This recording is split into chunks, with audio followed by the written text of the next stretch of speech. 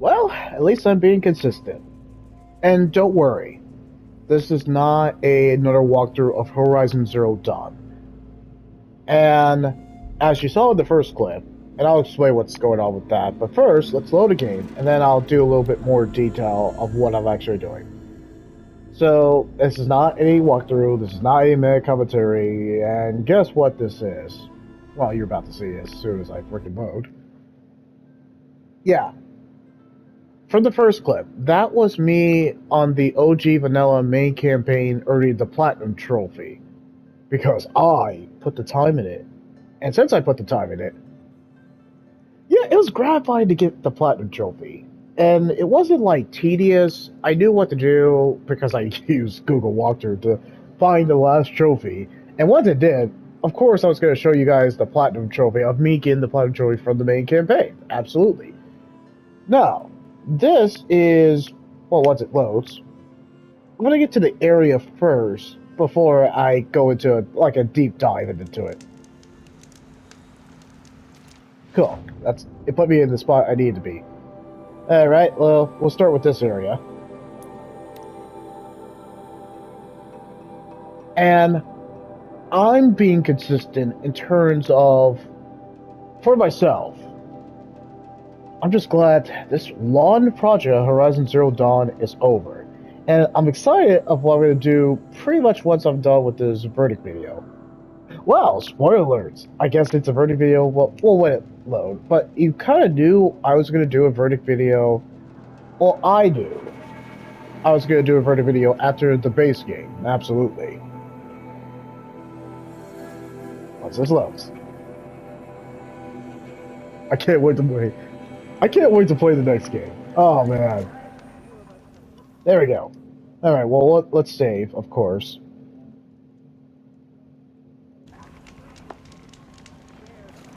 That's right. I'm talking about the Frozen Wild DLC. And to complete this adventure, we might as well keep going. Oh, yeah, right. We have to get past the village. Alright, so you're probably wondering what I get the Frozen Wild DLC. 9 out of 10. Yeah, I think it deserves... It's not that it doesn't deserve a 8 out of 10. I wouldn't say it deserves like a 7 out of 10. I think it's actually... It holds up. It does actually well. It does well for what it is. And I know what my complaint with it is as we're traveling. We might as well travel. Gosh, this architecture is absolutely stunning. Well done, Guerrilla Games. Alright, so there's a reason why I'm giving this a 9 out of 10. I'm already kind of... let's just get from the get-go. 9 out of 10, absolutely, and I'll tell you why. Gosh, this is beautiful. Alright, so just for the notes I made, the negative I had with the Frozen Wilds DLC, and it's very apparent as soon as you start it. It's not like anything grand in terms of... Oh, right, the tall guys. That's awesome. That is still awesome, even in the base game. Oh, man. Well, with the Frozen Wild DLC, the negative was... I thought the main story was... It was alright, but you could tell that it's lackluster compared to the OG Vanilla main campaign. But no one expected it to...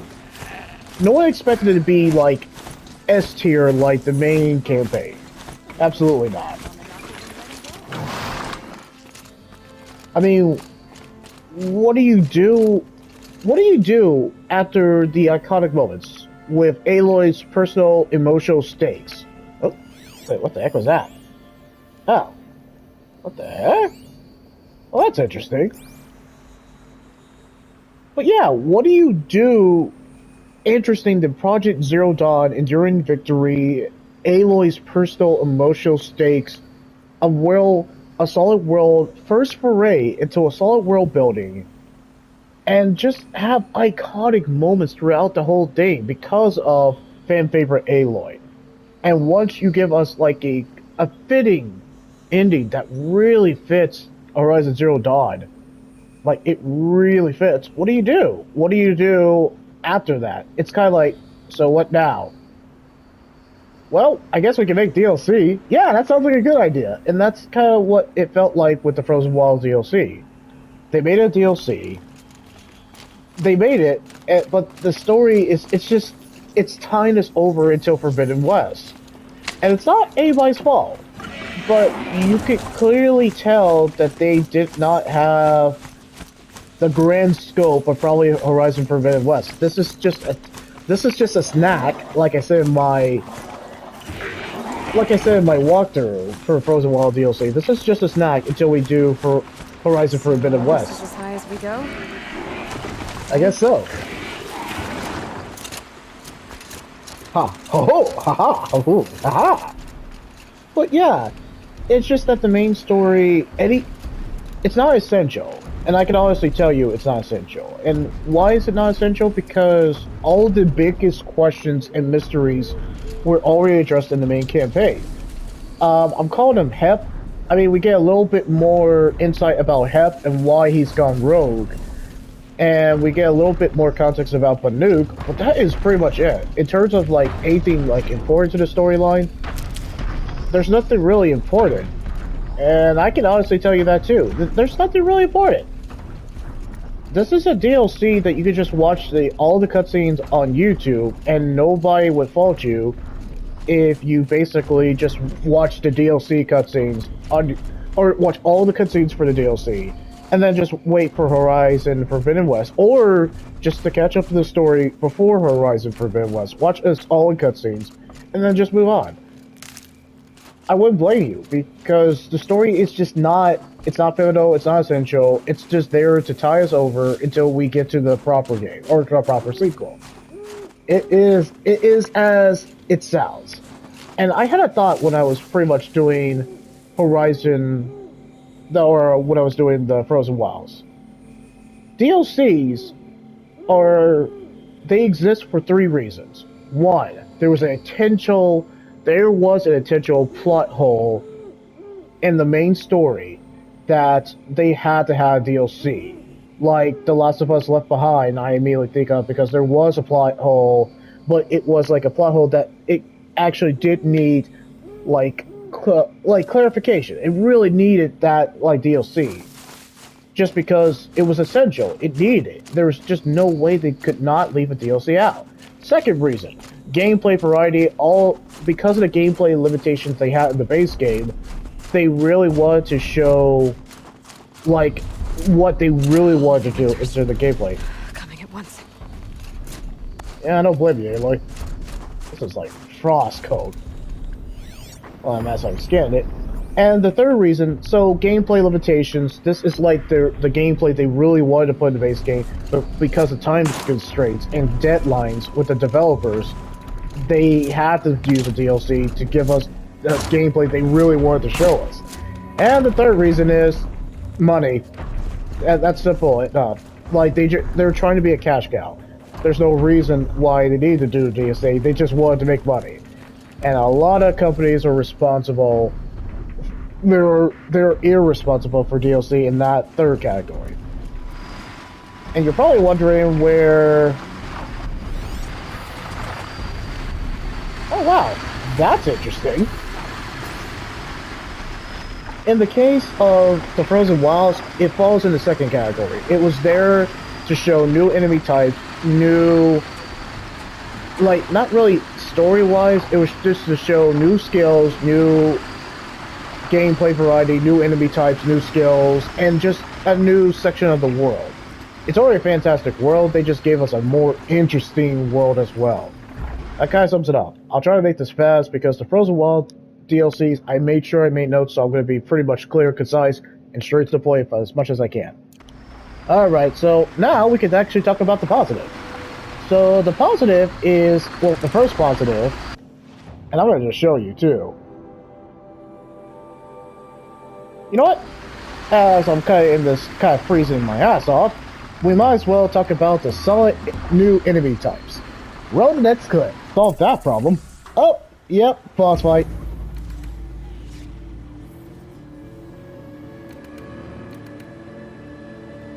This is way too open. Boss fight. Oh shit.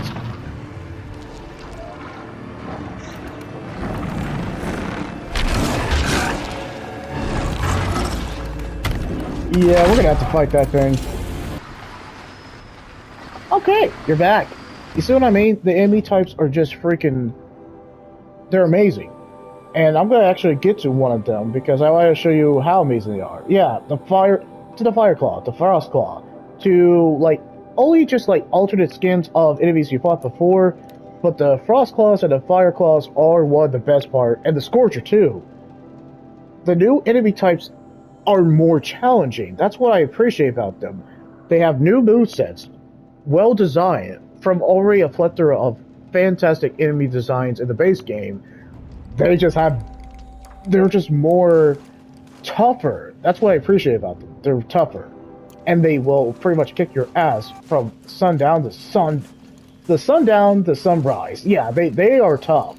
And in the harder difficulty level, they're probably going to be impossible. But on like normal, easy, and all that, not so bad. But they will kind of like just knock you over like a freaking ragdoll. And I do not say that lightly. In terms of DLC, in terms of like enemy variety, yeah, these guys are tough. You need the big guns to go after them. Case of freaking point. Yeah, that's kind of one of the positive. Now, the second positive I actually wanted to show you is this sweet looking weapon right here. Hey, Dick, eat this. Let's get it.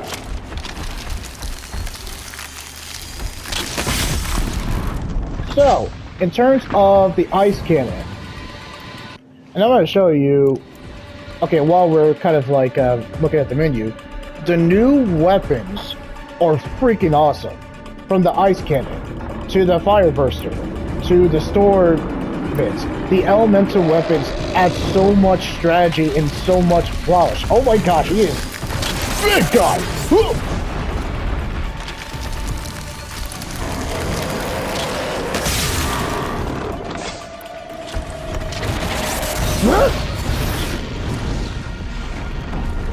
And just because of that, it adds a strategy, and it's really flashy of how they are.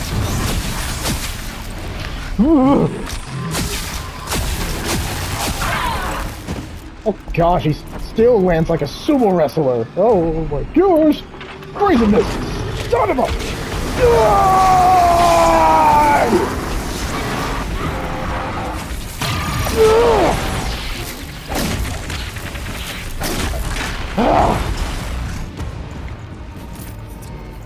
Eat that, you panda bear. But that's what I mean. Thrilling new enemy types that just really keeps you on your toes, and it's just not something... Because in the base game, you just went into finding the enemies, like, one-shot them, because they have weaknesses. These guys do have weaknesses also, but it's the fact that the enemy types keep you on your toes because of their moveset. That's unpredictable. The fact that they have more souped-up armor. They're freaking Iron Man if they were on steroids. And I don't use that lightly. But you can't just go in guns blazing. There has to be strategy. You have to dodge like crazy. And you have to get all the lucky shots that you can. Because if you don't, no, they are kicking your ass from sundown to sunrise. And I do not say that lightly. Did I emphasize that as best as I can? You best believe I did. But along with the new weapon types of the fire, ice, and literally lightning in the power of lightning in your hand, yeah, it's also new skills. I looked this up, so apparently the Traveler is the new skill that they wanted to add to the base game, but I'm guessing it was timelines, well, not really timelines, I was trying to say deadlines and time constraints. They just did not have the time, and they just probably didn't have the budget to add these new skills, like mounted pickup, all the stuff that would have made your traveling and exploration really 10 times easier.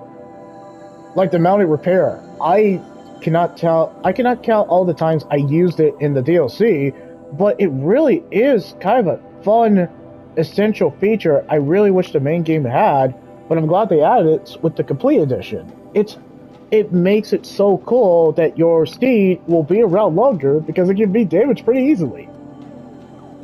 So along with that, the fact that you have Expert Carver and Hoarder, and my favorite one, Dismount Strike, which I showed you guys in the DLC. There's really no point to show it, but it's dope. That Dismount Strike, while you're doing a horse steed, it fits, and it looks cool and looks sick when you do it. Even though the melee is the weakest part, either way in the DLC and the base game, it is one of the coolest new abilities you have. So yeah, new dope skills that actually add to the experience. And I love that the Traveler, the DLC, since you got the complete edition, if you got the complete edition, it translates and it stays with you in New Game Plus, and it stays with you in the main campaign and the DLC if you do a New Game Plus. Overall, that's a pretty good, like, if it ain't broke, don't fix it, just enhance it, and that's what they did, and it was a good move. I think it was a very good move that was a good move. It was a good move in terms of the DLC. Because you are a DLC. You're not trying to change the overall story.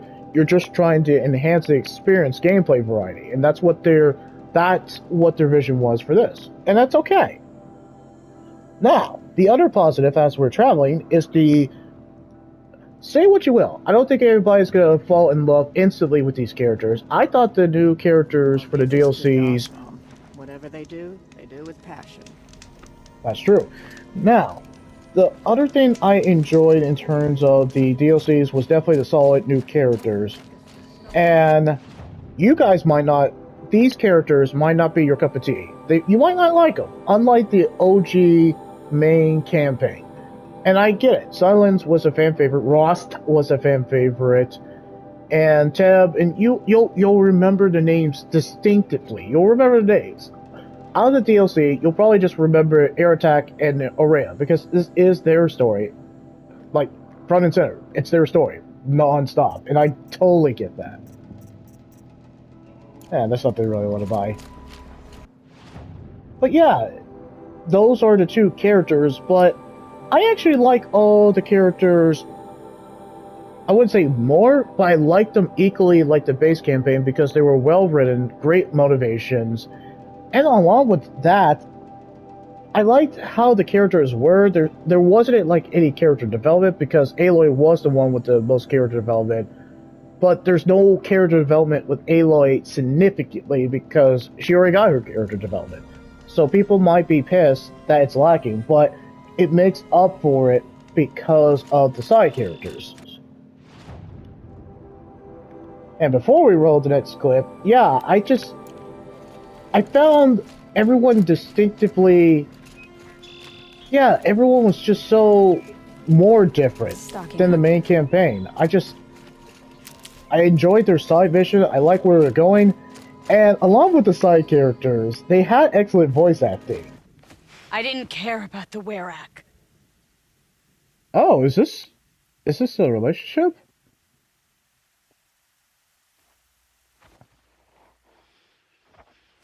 Oh my gosh, are they in a relationship? She'll understand. You saved her life. You don't know the Banuk very well, Aloy. We have so many ways to express a grudge, and only one to accept an apology.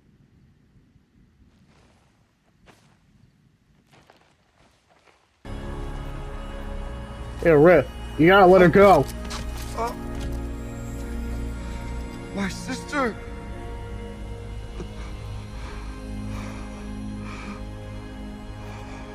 Oh crap, she's dead!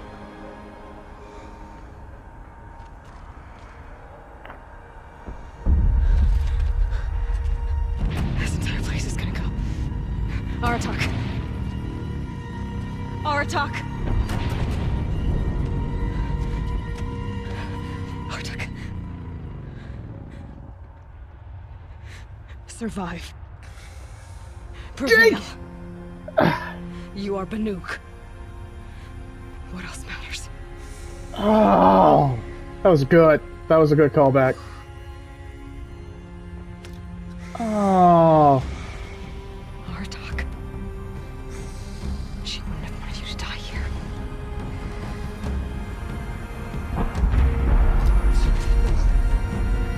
Let's go.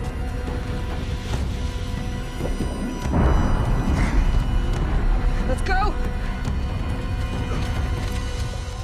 And with the excellent voice acting, the character, which was a rarity, and I kind of found that kind of interesting in the Frozen Wilds DLC, as I'm pretty much freezing my ass off in this game. Uh-oh.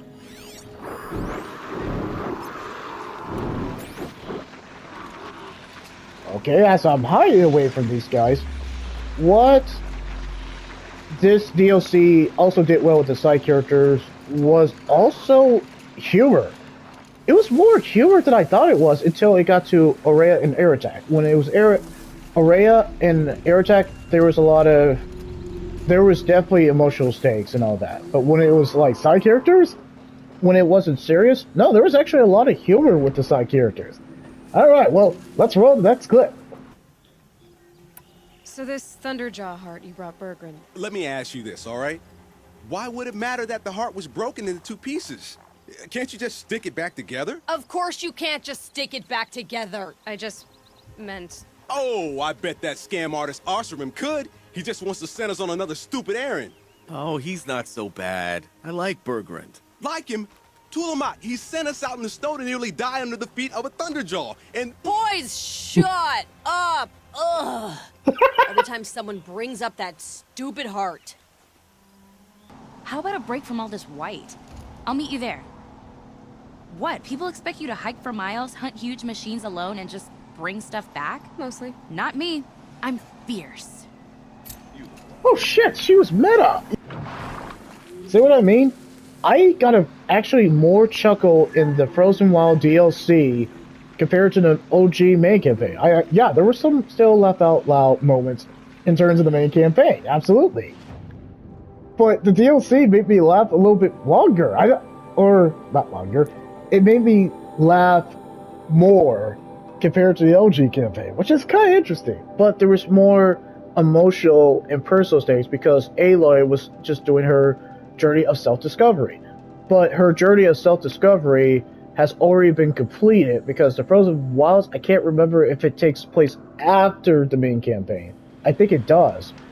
And since it takes place after the main campaign, or I think it takes place a good amount, but it seems like Aloy already completed the main campaign, so everything that's happening in the DLC looks like it's after the fact. So she has more confidence. She just seems more, yeah, she seems more badass and more confident and more self-assured because she already got done with her personal journey. But that's where the side characters pick up the slack, and it's better for it. So I really hope you guys enjoyed the compilation videos I did because I really wanted to show how these characters, even though they're not like complete standouts, they're completely great, really excellent in their own right. Now, the other one that actually surprised me, and along with that, with the solo characters with excellent voice acting, I did say the side quests were iconic too. And I'm not going to show you the clips of the side quests because I want you to find out on yourself, but if you don't care about the side quests, okay, cool. But I felt like the side quests were maybe actually a little bit better than the main campaign. No, there were still some great, excellent side quests. There were excellent side quests from the OG main campaign. But the side quests go slightly more.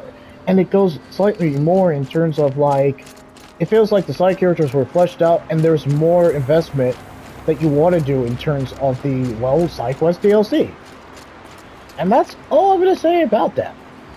Now, the other thing I'm going to say that actually pleasantly shocked me, and I wasn't actually expecting it to be that good, we'll just go back to this one. The Banuk.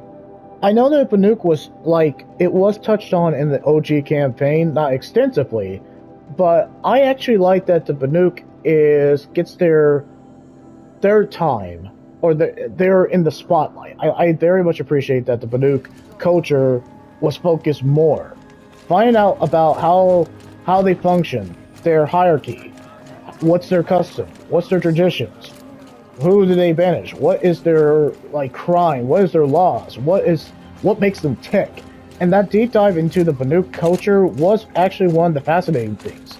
even though the story was lacking, learning about the Banuk culture never got old for me. And there were some, when it focused on their customs and actually just about what made them tick, that was actually one of the most interesting aspects of the game. It made up for the story not being like really great. It made up for it, and I very much appreciate that. Well, I might as well show you the clip. Okay, let's roll it. Seems you have taken a special interest in our stretch of snow, Outlander. Yes. And apparently this is the only way I'll get to see all of it. Is this a challenge? Absolutely. For the Warwick. You? This must be a joke. It is not a joke, Aratak.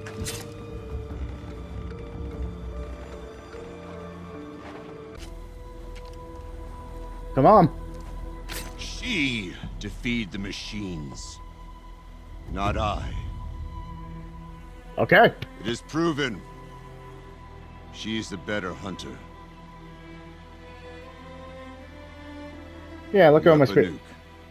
Survive, prevail. What else matters?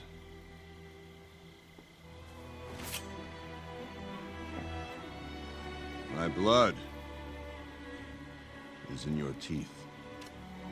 That doesn't sound right. What the? I take my place behind you on the hunt. Okay. This is... No more hunters may make the ascent to Thunder's Drum. The way is closed to all but the chieftain and myself. It is not my place, but I would ask a boon. To accompany you and my sister. It might be permitted. But only if you do as I say. No. Only if you do as I say. Damn. Yeah, there you go. I did that. Yeah, Aloy laid it down. Alright. Respect. Respect. Thunder's Drum awaits. There's a camp at its base, Long Notch it's called. Meet us there when you're ready. Chieftain. That's damn right. I think she earned it. That's right. Listen to the lady.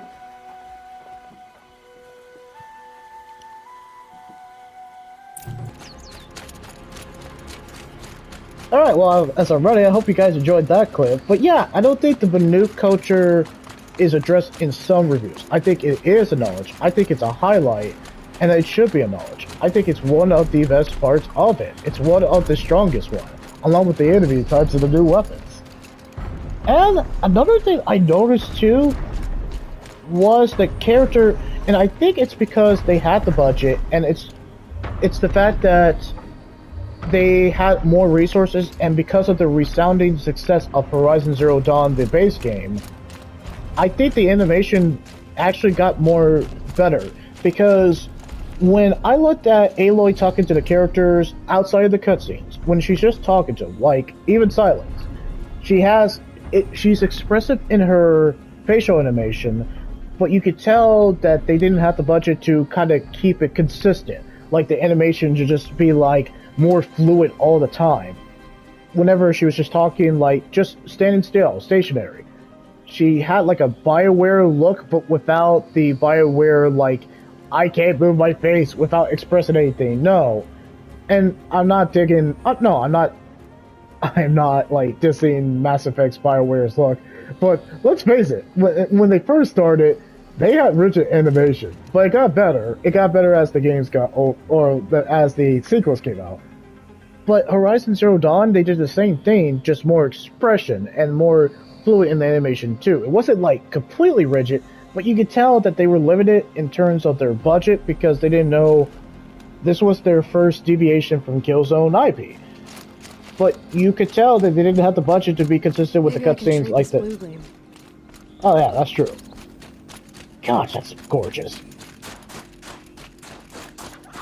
But yeah, you could tell they didn't have the budget to do that all the freaking time in terms of the cutscene. But the Frozen Wilds, they had clearly the budget. I'm gonna do just a wide shot. That is some, wow, that is a Winter Wonderland of beauty. My gosh. So as I'm doing the slow wide shot, yeah, the animations just seems like it's actually largely improved. They didn't have to do it, but they did. It just felt like from like our emotions to actually just talking to character, it just seems like Aloy had more expression and more animation that she could do with, or more animation that she could express, just because it seemed like an improved animation. Like they took the time to animate the characters to be more expressive. I felt like I was actually watching a movie more. Not saying that the OG campaign did not have a solid, like, oh, right, that's the thing. Love that every time. Could not time that better. Seriously. That's so cool that I timed that. But yeah, the animation just seemed like it actually really did get improved. And I actually like that. And rappelling down!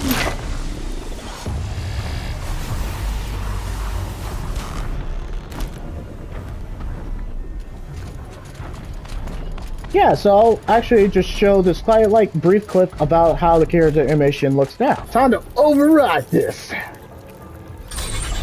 should wake you up. Oh, this is sick. Easy.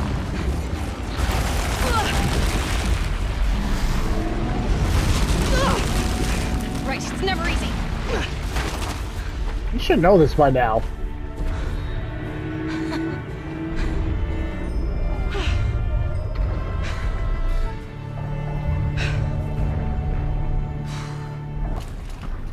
Okay, see what I mean? And the last positive I have about pretty much the Frozen Wilds is the if it ain't broke, don't fix it kind of philosophy again. Alright, how does the ice not break with her weight? Well, anyway.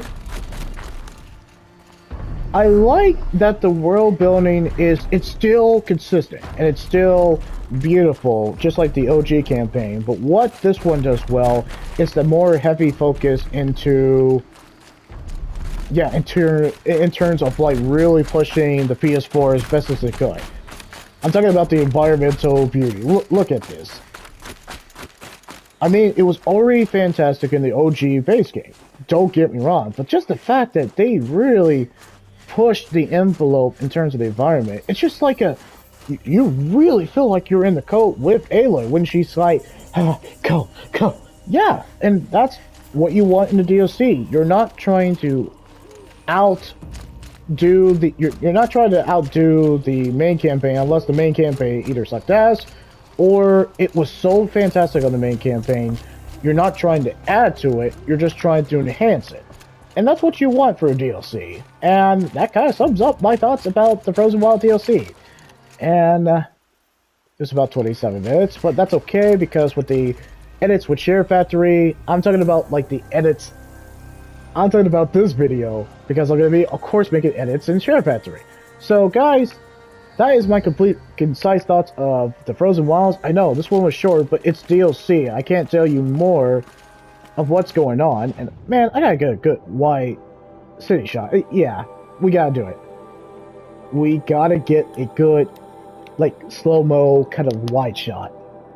I think that's a perfect way to end this.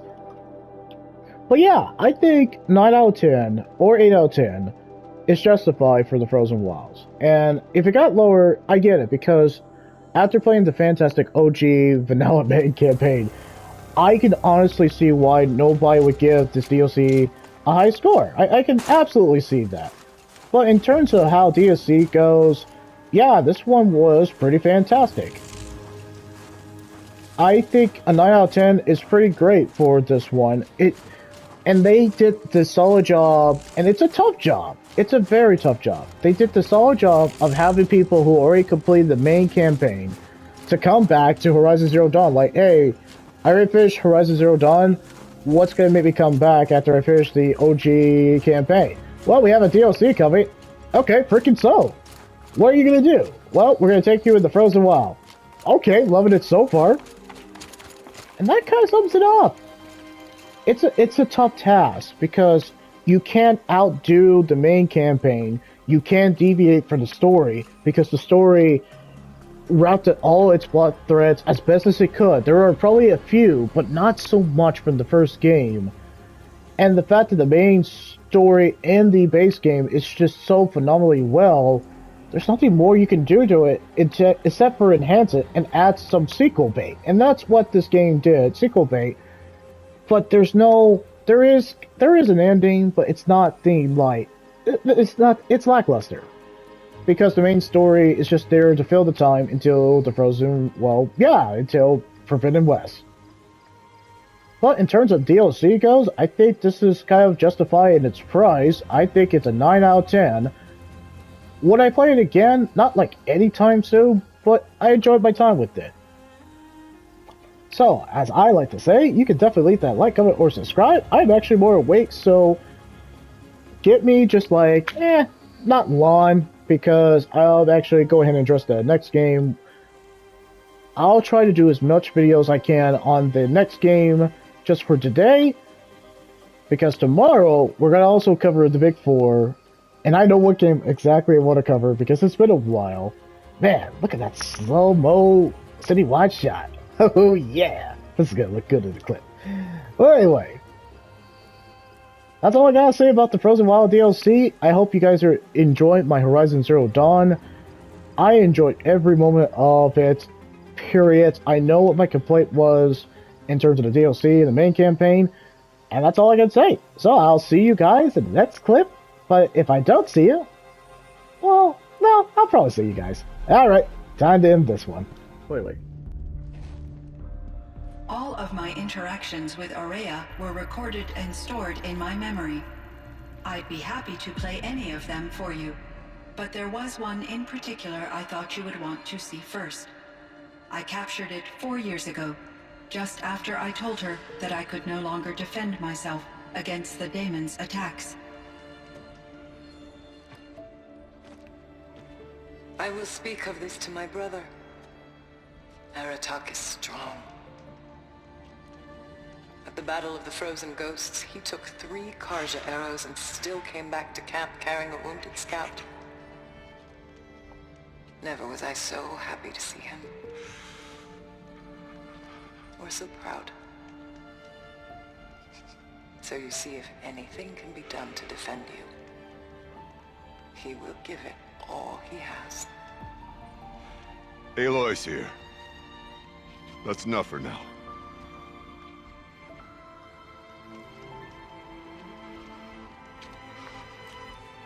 We can resume any time you like, Aratak, if you want to hear her voice again. Oh, Come closer, Aloy. We have much to discuss. I bet we do.